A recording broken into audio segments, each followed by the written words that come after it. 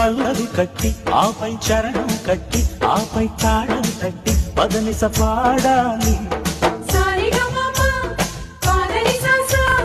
తబలా పట్టి తకధిమి దరుగులు కొట్టి ఆపై ముద్దులు పెట్టి ముచ్చటలాడాలి.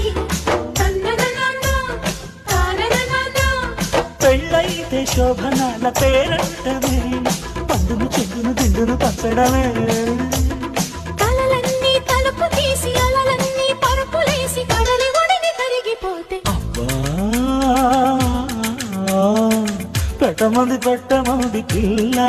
శ్రావణ మాసంలో పెళ్లికి లగ్గం, మల్లెల మాసంలో మన్మథ లంచం.